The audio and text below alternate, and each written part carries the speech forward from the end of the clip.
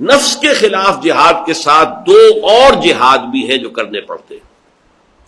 Number ایک، شیطان لعین اور اس کا جو غیر مرئی لشکر ہے اس کے خلاف جہاد۔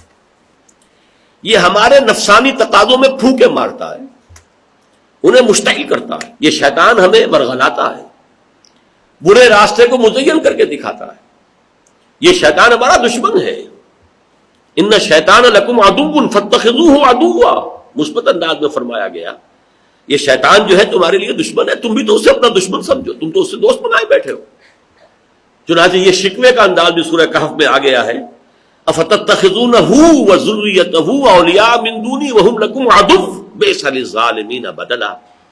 کیا تم نے اس شیطان لعین کو، ابلیس کو، اس کے جو بھی ایجنٹ ہیں، چیلے چانٹے ہیں، ان کو اپنا دوست بنا لیا ہے مجھے چھوڑ کر؟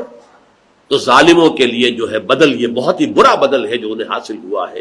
میری دوستی، میری ولایت کو چھوڑ کر انہوں نے شیطان کے ساتھ دوستی کاٹی۔ تو شیطان کے خلاف جنگ، اور شیطان وہ ہے، ایک طرف قرآن مجید کہتا ہے انہ یراکم ہو وقبیلہ من حیث لا ترونہم، وہ تو تم پر وہاں سے حملہ آور ہوتا ہے، نہ صرف وہ بلکہ وہ جو غیر مرئی ایک اور جن ہر انسان کے ساتھ لگا دیا گیا، قبیلہ، حدیث میں آیا ہے ہر انسان کے ساتھ ایک شیطان لگا دیا گیا ہے۔ یہ وہی غیر مرئی جنات میں سے جو شیطان ہے، ہر انسان کے ساتھ ایک شیطان ہے۔ تو انہ یراکم ہو وقبیلہ من حیث لا ترونہم، وہ تو تمہیں وہاں سے تاکتے ہیں، وہاں سے حملہ آور ہوتے ہیں، نہ صرف وہ شیطان لعین ابلیس بلکہ یہ کہ اس کا جو لاؤ لشکر ہے اور اس کے جو ایجنٹ تمہارے ساتھ لگا دیے گئے ہیں، جہاں سے وہ تم پر حملہ آور ہوتے ہیں، جہاں سے تم انہیں نہیں دیکھتے۔ اور ایک اور حدیث میں آیا ان الشیطان یجری من الانسان مجری الدم، شیطان تو انسان کے وجود میں سرایت کر جاتا ہے جیسے کہ خون گردش کرتا ہے۔ اب اس کی دونوں توجیحات ممکن ہیں۔ ایک تو یہ کہ یہ شیاطین جو ہے جنات ہیں، جنات کا مادہ جو ہے وہ نار ہے، نار ایک لطیف شے ہے، اور جنات کو اپنی شکلیں بدلنے کا بھی اختیار حاصل ہے، جیسے ملائکہ بھی شکلیں اختیار کرتے ہیں، انسانی صورت میں بھی آ جاتے ہیں، جنات بھی آ سکتے ہیں، حیوانات کی شکل میں بھی آ سکتے ہیں۔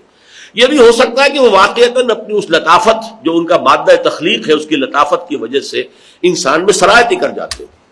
اور یہ بھی ہو سکتا ہے کہ اگر انہوں نے ہمارے نفس کو مشتعل کر دیا تو نفس تو پورے وجود کو جو کنٹرول کر رہا ہے، ہمارے سارے اعصاب، ہمارے سارا جو ہے وجود جو ہے جسمانی، وہ اس نفس کے تابع ہے، لہذا وہ اگر اس نے اس کو مشتعل کر دیا تو گویا کہ وہ پورے ہمارے وجود میں سرایت کر گیا ہے، واللہ عالم۔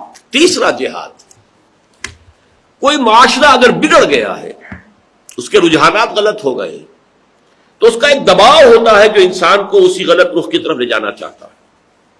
ہر شخص کو ذاتی طور پر بھی اس کا تجربہ ہوگا، کوئی موب کسی ایک رخ پر جا رہا ہو تو اس رخ پر چلنا بہت آسان ہوتا ہے، لیکن اس کے خلاف چلنا، اس کے لیے بڑی مشقت کی ضرورت ہے، محنت کی ضرورت ہے۔ یہ بھی ہو سکتا ہے کہ آپ بڑا زور لگا کر دو چار قدم ایک طرف جائے اور پھر کوئی ریلا آئے اس موب کا، اس ہجوم کا، اور وہ آپ کو دھکیل کر پھر 10 قدم پیچھے لے جائے۔ اب ایک معاشرہ جو ہے اس کا رخ بے حیائی کی طرف ہے، معاشرہ جو ہے وہ اللہ کی بغاوت کی طرف چل رہا ہے، اور سب رواں دواں ہیں، اور سب خوش و خرم ہیں، مگن ہیں، مسرور ہیں، اور وہ اس رخ کے اوپر بڑھتے چلے جا رہے ہیں۔ اس میں کسی شخص کا اللہ کی طرف رخ کر کے بڑھنا اور چلنا، انی وجہت وجہی للذی فطر السماوات والارض حنیفا، آسان کام نہیں۔ اس معاشرے کے خلاف اسے جد و جہد کرنی پڑے گی۔ اس میں ہو سکتا ہے کہ سب سے پہلے اپنے گھر والوں کے ساتھ یہ جہاد کرنا پڑے۔ سورہ تغابن میں فرمایا یا ایھا الذین آمنوا ان من ازواجکم واولادکم عدوا لکم فاحذروہ، اے اہل ایمان ہوش میں رہو، ہوشیار کہ رہبر دم تیغست قدم رہا، تمہارے اپنے بیویوں اور اولاد کے اندر تمہارے دشمن مضمر ہیں، چھپے ہوئے ہیں، ان سے بچ کر رہو۔ اور پھر یہ کہ فتنہ ہے، اولاد بھی اور مال بھی، یہ ساری چیزیں جو ہے یہ گھر سے شروع ہو جائے گا، اور پھر رشتہ داری ہے، برادری ہے، اس کا معاملہ ہے، آخر شادی بیاہ کرنا ہے، آخر اسی معاشرے میں رہنا ہے، اس کے رسوم یہ ہے، اس کے رواج یہ ہے، کیسے کٹ جائیں اس سے، یہ دباؤ جو ہے۔ اب وہی راستے ہوتے ہیں زمانہ بات و نہ سازت تو با زمانہ بے ساز۔ آسان راستہ تو یہ ہے کہ زمانہ تمہارے ساتھ موافقت نہیں کر رہا ہے تو تم زمانے کے ساتھ موافق ہو جاؤ، ڈھل جاؤ اسی رنگ میں، فرکشن ختم ہو جائے گی۔ فرکشن تو اسی وقت ہے نا، تم ادھر جا رہا ہے تم ادھر آ رہا ہے تو فرکشن ہے، لیکن اگر یہ کہ تم نے بھی وہی اختیار کر لیا، زمانہ بات و نہ سازت، تو بازمانہ بساز، سیدھا راستہ ہے، آسان راستہ ہے، تم زمانے کے ساتھ موافقت اختیار کر لو تو یہ فرکشن ختم ہو جائے گی۔ لیکن یہ کہ جہاد جس کو کہا جائے گا وہ کیا ہے؟ زمانہ بات و نسادت تو با زمانہ ستیز، زمانہ اگر تمہارے ساتھ موافقت نہیں کر رہا ہے تو تم زمانے سے جنگ کرو، لڑو، جہاد کرو۔ یہ جہاد جو ہے یہ جہاد کی پہلی منزل، جس کے میں نے آپ کو بتایا کہ 3 ہے اس میں سب سٹیجز۔ مین تو ہے اپنے نفس امارہ کے خلاف جہاد، پھر شیاطین جن کے خلاف جہاد، پھر شیاطین انس یا وہ معاشرہ جو شیطنت کی طرف جا رہا اس کے خلاف جہاد، کشاکش۔ اب آئیے جہاد فی سبیل اللہ کی دوسری منزل۔ یہ دوسری منزل ہے باطل عقائد و نظریات کے خلاف جہاد۔ یہ اب جہاد انسان کی شخصیت سے باہر نکلے گا۔ مین از اے گریگوریس اینیمل، انسان جو ہے وہ ایک متمدن حیوان ہے، وہ ایک معاشرے میں رہتا ہے۔ اب آپ کے اندر ایک نظریہ پختہ ہو گیا، اللہ پر، آخرت پر یقین پختہ ہو گیا، آپ نے اپنے آپ کو شریعت کے احکام کے اوپر کاربند کر لیا۔ اب یہاں سے بات آگے نکلے گی بالکل فطری طریقے پر۔ اگر اندر کا یہ جہاد آپ نے یہ مرحلہ طے کر لیا تو ممکن نہیں ہے کہ یہ خارج میں نہ نکلے، ممکن نہیں۔ اگر یہ نہیں نکل رہا ہے تو اس کا مطلب ہے اندر کا یہ فساد ہے، اندر کھوکھلا ہے، اندر جو ہے وہ کہنے کو کچھ چیزیں ہیں حقیقت میں نہیں ہے۔ اگر آگ نظر آ رہی ہے اور آپ اس کے سامنے بیٹھے ہیں اور وہ تپش آپ کو نہیں آئی تو آپ سمجھیں کہ آگ نہیں ہے، یہ تو کچھ اور شکل ہے، آگ کسی صورت بنا دی گئی ہے۔ جیسے آج کل کچھ الیکٹرک ہیٹرز ہوتے ہیں، ان کے ساتھ وہ دہتے ہوئے انگارے نظر آتے، وہ دہتے ہوئے انگارے نہیں ہوتے، وہ ہیٹ تو کہیں اور سے آ رہی ہوتی۔ اس طریقے سے یوں سمجھیے کہ اندر سے انسانی شخصیت کے اندر سے اب اس کا اپنے ماحول میں سرایت کرنا، نمبر 1 یہ قانون طبعی کے تحت لازم ہے۔ بھٹی میں سے حرارت کا برآمد ہونا لازم ہے۔ اگر آپ کے اندر ایمان کی بھٹی جو ہے دہک گئی ہے وہ نکلے گا آپ سے۔ نمبر 2 یہ انسان کی مروت اور شرافت کا تقاضا ہے، جیسے کہ حضور نے فرمایا لا یؤمن احدکم حتی یحب لاخیہ ما یحب لنفسہ، تم میں سے کوئی شخص مومن نہیں ہو سکتا جب تک کہ اپنے بھائی کے لیے بھی وہی بات پسند نہ کرے جو اپنے لیے پسند کرتا ہے۔ اپنے بھائی ہیں، اعزاء و اقارب ہیں، اپنی قوم ہے، اپنا قبیلہ ہے، پھر یہ کہ پوری نوع انسانی ہے۔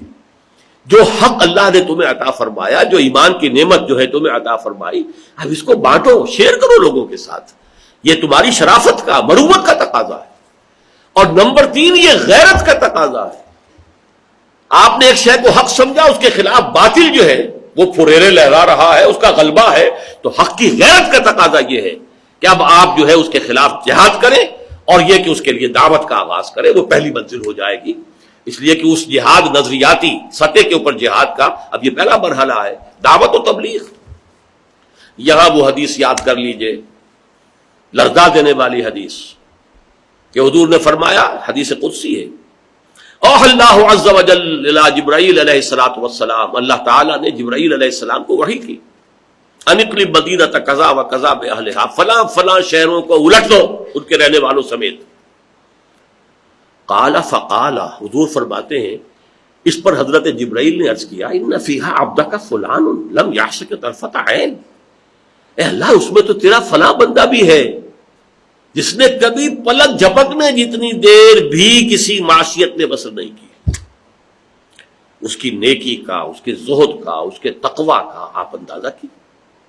گواہی دینے والا کوئی کرائے کا وکیل نہیں ہے، کوئی کرائے کا دنیا میں جو گواہ ہوتا ہے وہ نہیں ہے، بلکہ یہ کہ یہ تو جبرائیل ہے۔ اور کس بارگاہ میں گواہی دے رہا ہے؟ جہاں پر ابو جہل بھی جھوٹ نہیں بول سکے گا۔ ان فیہا عبدک فلانا لم یعصک طرفۃ عین، فلاں بندہ بھی ہے جس نے پلک جھپکنا، یہ ہمارا محاورہ ہے، اور نگاہ کا ادھر سے ادھر ہو جانا طرفۃ عین یہ عربی محاورہ ہے، مفہوم ایک ہی ہے، اتنی دیر بھی معصیت میں بسر نہیں کی۔ قال فقال، حضور نے فرمایا کہ اس پر اللہ تعالیٰ نے حکم دیا، اقلبھا علیہ وعلیہم، الٹو اس بستی کو، پہلے اس پر پھر دوسروں پر۔ فإن وجهه لم يتمعر في ساعة قط، اس لیے کہ اس کا چہرہ، اس کے چہرے کا رنگ میری غیرت میں کبھی متغیر نہیں ہوا۔ آپ کو کوئی ماں کی گالی دے، اول تو یہ کہ آپ اسے جانے نہیں دیں گے، اگر آپ کے جسم میں کوئی جان ہے، فرض کیجئے نہیں ہے، آپ کمزور ہیں، تو بھی کم سے کم یہ ہوگا کہ آپ کے پورے چہرے کا خون جو ہے، پورے جسم کا خون آپ کے چہرے پر آ جائے گا، تب تما اٹھے گا آپ کا چہرہ۔ غیرت کی وجہ سے اللہ کے احکام ٹوٹ رہے ہوں، شریعت کی دھجیاں بکھر رہی ہوں، باطل ڈنکا بجا رہا ہو، طاغوت کا بول بالا ہو، اور بندہ مومن لگا ہوا ہو تو فقط اللہ اللہ اللہ اور بس رکھو ذکر و فکر صبح گاہی میں اسے، اور پختہ تر کر دو مزاج خانقاہی میں اسے، تو اس سے بڑھ کر اور کوئی مجرم نہیں۔ دوسرے لوگ تو غافل تھے، انہیں اللہ سے کوئی تعلق نہیں تھا، کوئی تعارف نہیں ہوا، کوئی حق ان پر منکشف نہیں ہوا۔ یہ شخص عبادت گزار، طاعت گزار، یہ زاہد اور عابد، اس کے اندر یہ بے غیرتی اللہ کے لیے۔ اقلبها علیہ وعلیہم فإن وجہہ لم یتمعر فی ساعۃ قط، کبھی ایسا نہیں ہوا کہ اس کا چہرہ، اس کا رنگ متغیر ہو چکا ہو میری غیرت۔